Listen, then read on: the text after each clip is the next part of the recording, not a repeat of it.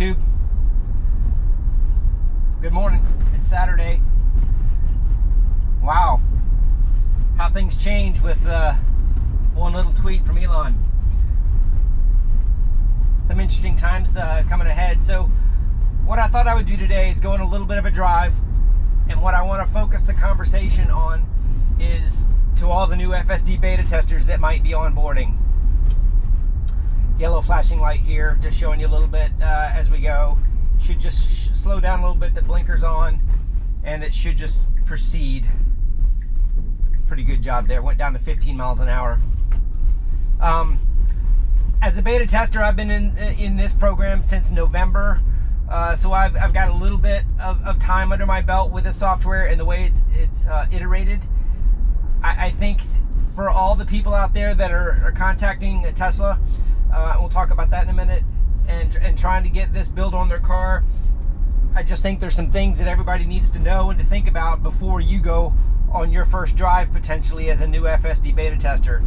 You know, I think doubling the group over the next, on this current build, and we're currently on FSD build 8.2, Elon said they were going to double the group, so I'm not sure if that means we're going to go from the theoretical 1,000 that includes employees to 2,000, or if we're going to go from the 50 or so public beta testers we have to 100. I'm not sure there.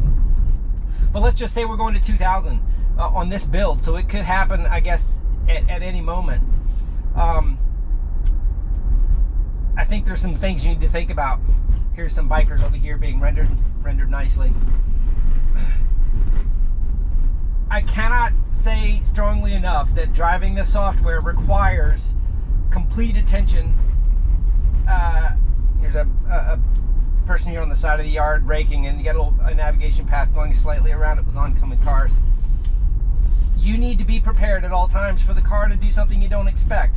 It is beta software, so that means hands on the wheel. There's some nag screens that pop up. You need to keep the light blue away. You need to have your hands on the wheel. My personal technique is to keep a firm grip on the wheel, but let the wheel do its thing. But if it starts to jerk, just my personal friction on the wheel will cause the disengagement.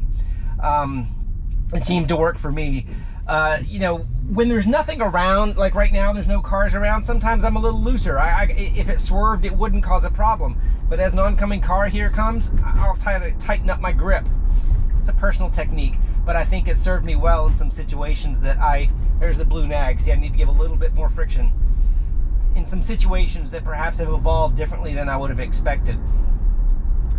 I do also want to comment a little bit about contacting Tesla. I have no idea how Elon intended on everyone contacting Tesla. I've heard everything from, calling the service dealer using the app and putting a software update request, tweeting your VIN number. I don't think I would recommend that. I do know that Tesla identifies me in this car by my Tesla username, my logon. I never gave them my VIN. They were able to get my VIN. Okay, we're doing a right turn here at a right on red. I gave them my username essentially when they asked me to join. It's creeping nicely here, wide open to the left. It did a nice job there. You can see here it turned into that right lane and wanted to go into the left, and now it's changing. It wasn't too bad, but it was a little bit confused there. So I guess I would just say, please be courteous to Tesla. Understand that there's probably just hundreds of thousands, if not more, people probably hitting their inboxes and phone lines and everything, and it's still important for other Tesla users to be able to get the normal service requests that are required. So let me back up a little bit, and let's just say in the next couple days somebody gets a brand new FSD build.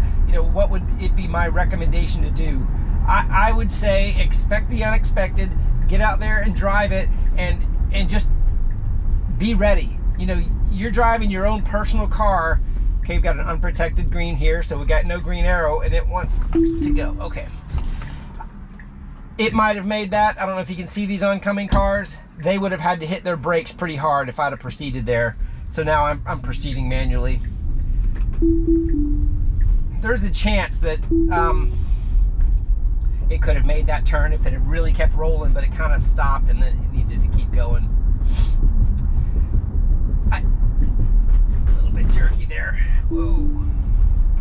Kind of snake waking there a little bit. Speeds are a little bit fast on this build. This build took away the restriction of the speed limit maximum of the either the percentage or the 5/over. I'll just show you here an example. Here I am in a 35-mile-an-hour zone, and I was able to just roll my speed up to 90. So it would go like a you know what off of this gate if it was there. I was back to the point I was making. You know, you're driving your own car. Tesla is not insuring it. If you get a curb clipped because the car went kind of to the right and the rear wheel catches it, that's on you. So you've got to be ready for that. You know, if you get into an accident, I don't exactly know what the protocol is on that. But my guess is the waivers you're signing up for and the beta switches you're turning on are putting it on you. So just be careful and treat the car like that. It's your car. The software is amazing. It's growing. But it is a numbers game. As you put more and more people into the program, the number of opportunities for both great data collection and accidents could happen. So I just think it's worth saying it's worth the beta testers that are testing this software to protect the brand of Tesla as much as we can, to be diligent and safe drivers. And to, at the same time, collect the data so that the neural networks can continue to learn. Some other thoughts. I think that there are some corner cases that I've personally experienced that I would like those new drivers that might be coming on to just be aware of, so that their awareness and heightened sense of awareness of what's around them can be ready. See, right now somebody's honking at me and I'm looking around. I thought the car did just what was right, but I'm not sure why I'm being honked at. Unprotected left turns are probably my personal number one. And an unprotected left turn is essentially when you have to cross traffic in the United States and turn left without the benefit of a turn signal. Usually it's when there's oncoming traffic that is uncontrolled and does not have a stop sign or any sort of speed restriction. So I guess you'll figure it out pretty quickly how the cameras are used and what the car can and can't see and how it is trying to creep forward. Got a nice green light. It should just roll right through this. It did a nice job. It looks like it's going to hang out in the right lane. That's good. I think that the heightened awareness around how the car might proceed through a gap, you know, you're going to learn how to trust its acceleration level. If you've watched any of my videos or any of the other FSD beta tester videos, I think you'll understand there's been a varied sense of a commitment to crossing a road without a protection. And even with protections, there's some anomalies. So in a scenario, there's the blue nag, you got to keep that away. In the scenario where there's two lanes turning left, if you're in the outside lane, the car at times is not staying in its lane. It's actually coming over and crossing into the left. That has happened on several occasions to me, and I think that if you're at a turn intersection, you need to be prepared for things like that by holding the steering wheel and ensuring the car is tracking the dotted line that may or may not even be there. Some turn lanes have a nice dotted line to follow. It usually works better on those, but not always. Some other scenarios I guess I would keep an eye on is pedestrians, cyclists, and other sort of obstacles. I feel like it sees pedestrians, like here's a cyclist over here on the sidewalk, it sees them pretty good, but sometimes trash cans, trash bags, it sees them but doesn't give them a wide enough berth. Cones recently, I think it sees, so here's some orange barrels over here, see, it identifies cones pretty good, but sometimes it doesn't give them a wide enough berth. I like to let the car do what it can do, but when you're traveling 35 or 40 miles an hour past an orange cone and you're not sure if you're going to hit it or not, that's going to be your own decision on whether or not you intervene. All right, it's changing lanes here because we got an upcoming left. Doing pretty good here. I've gone over this in a few other videos, but if there are going to be some others that are hoping to get FSD, there's several methods of intervention. The three major ones are disengagements, and one is an override.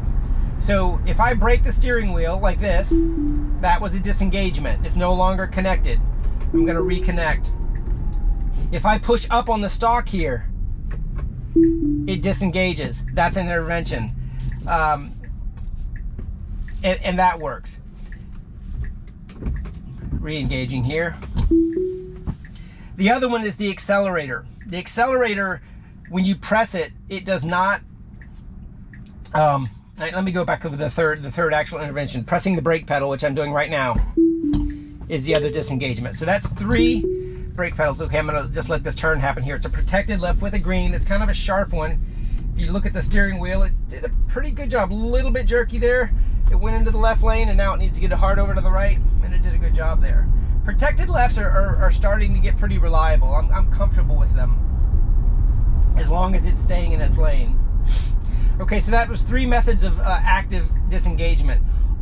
The third one, or the fourth one, I'm sorry, is pressing the accelerator. So like right now, I'm pressing the accelerator, it stays engaged.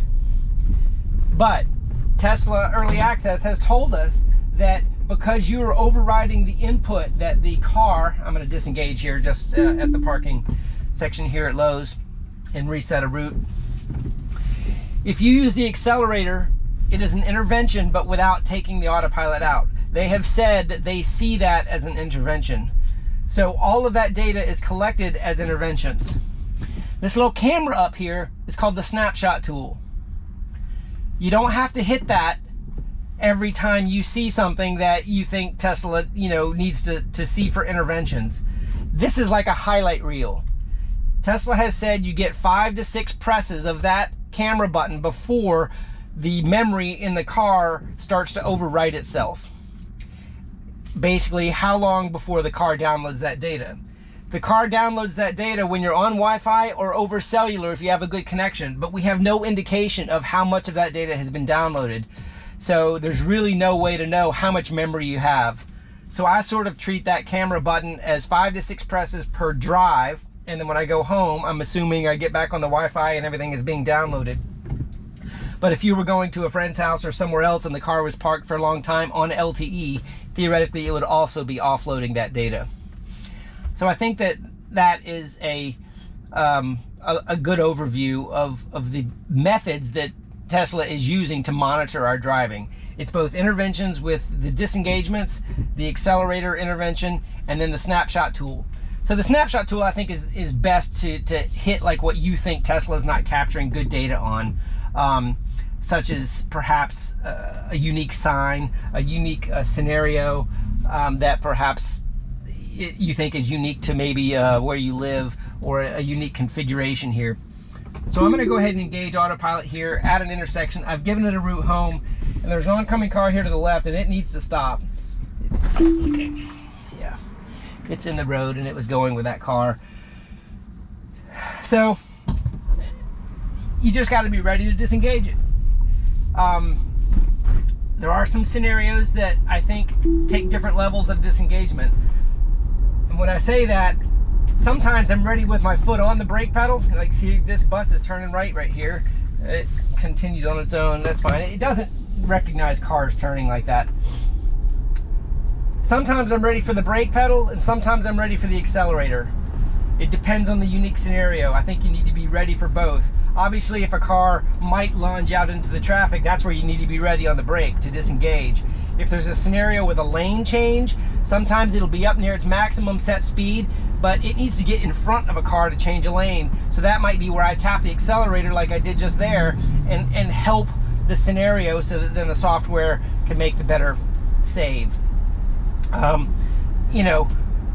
That's a technique I've learned. I think several of the other beta testers have kind of reiterated the fact that you're always hovering over either the brake or the accelerator. You're never flat-footed, because I think then you're just at a disadvantage on saving a scenario that might evolve quickly. Some of these scenarios, like that car right there, was waiting at an unprotected left to cut across. That is where this software is trying to decide what that human might do. It doesn't do it very well. Meaning, like, if there's a car that's getting ready to cut and fit in between me and the car previously, this car will violently react if it thinks that it got inside of its buffer zone. And if there's somebody on your tail, like here I'm at an unprotected left, watch the steering wheel. See how it's easing over?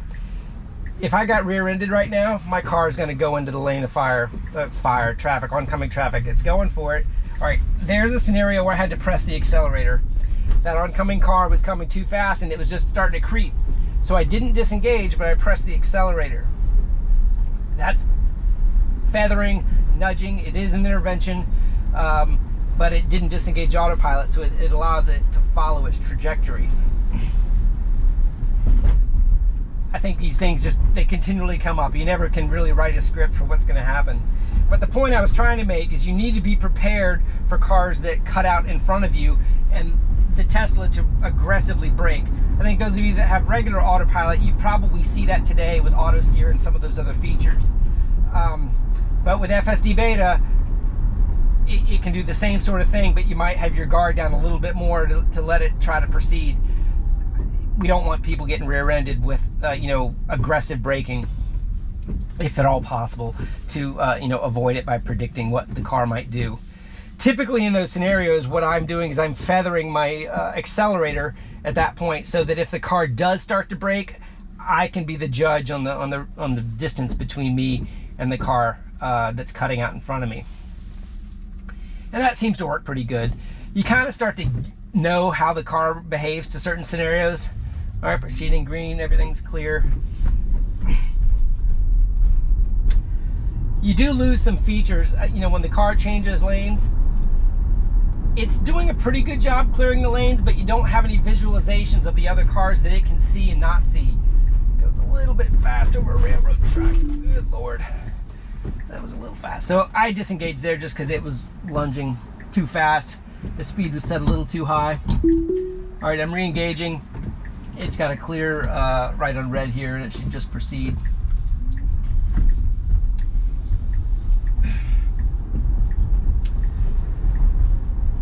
All right. I lost my train of thought on that last point. But as this route kind of continues back to the origin of the route, I think we might see a couple other intersection scenarios to talk about. So communications. There's about 50 of us right now that kind of, collaborate on Twitter. We do have some other social media channels where we work with each other. Tesla has not given us any sort of structure other than what we've created ourselves. It's going to be a little bit of a decision to decide if the current social media networks we have now can support an explosive growth of users. Okay, here's a changed lanes in the middle of an intersection, which is illegal in the state of Florida, and I'm not exactly sure why it did that. But Tesla basically via the letter says they expect you to use the car to communicate via interventions, and they give you an email address that you can communicate to should you have anything that you need to highlight. That's how it works. There is no master, forum that we go post things onto and Tesla gives us feedback. Matter of fact, Tesla's primary feedback to us is no feedback. They don't really want to tell us too much about what they're changing. They just want us to drive so that they can measure whether or not the changes they make to the software is increasing or reducing interventions. And I think interventions is their KPI. It's their metric of how they're deciding whether the software is behaving safely or not. Sometimes in these intersections like I am right now, the car recently, and I think this is good to know, will decide that this car is just going slow and it wants to get over in that lane or that lane, and it kind of makes these darts over to the side. I haven't been able to figure out why and when it does that, but the best indicator that the car is thinking something is to watch that projected path. Some folks like to call it the blue tentacle, but it's where the car is planning on going. If it starts going into the left lane or right lane or going back and forth with a big wag, that's your best indication that it's a little confused or hasn't decided what it wants to do next with the vehicle. In an aircraft, you would call that something similar to the flight path vector. That's where the vehicle is planning on going or will be going with the current trajectory. So that's a good tool here. These alerts that we have down here, they're kind of a mix of the old ones from Navigator and Autopilot, and a few new ones for FSD, such as creeping and visibility. Poor weather detected, Navigator and Autopilot unavailable. So you see we got a little bit of rain here, but FSD Beta stayed engaged, but we've got a notification here that Navigator and Autopilot is unavailable. So that is a conflicting notification right there. These sort of things are what we give feedback to the early access team on and say, I don't know what that was telling me or what you wanted me to do with that, because it's obviously continuing to drive the car even though it's told me it's degraded. Sometimes we take snapshots of things like that with the snapshot button. I don't think the snapshot button takes a picture of this screen. I think what it does is it takes pictures, snapshots of the video cameras from around the vehicle. All right, my blinker's on. It's got to change lanes, and you'll notice the screen should shift over a little bit. And there it did, and you saw the tentacle, if you can see it in the dark mode that I'm showing here. I'm showing it's going to the left lane.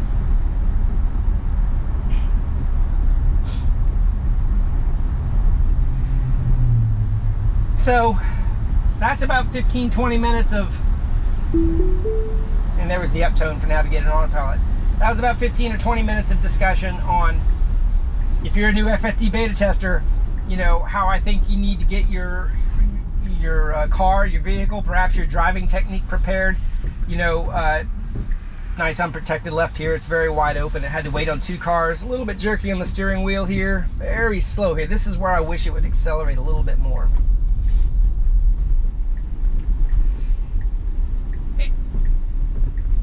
Wide turn, a little bit fast, but it did a good job there. All right, I'm just going to disengage as we're here at the end of the route and finish up some comments. I think it's a great thing that we're getting more data to the neural networks. We need to do it safely, we need to do it with responsible driving, and we need to do it with good feedback. I think one of the burdens of being a tester in any business is providing adequate and timely feedback so that the developers and the folks working on the software can help iterate it the best. It's an exciting time for full self-driving.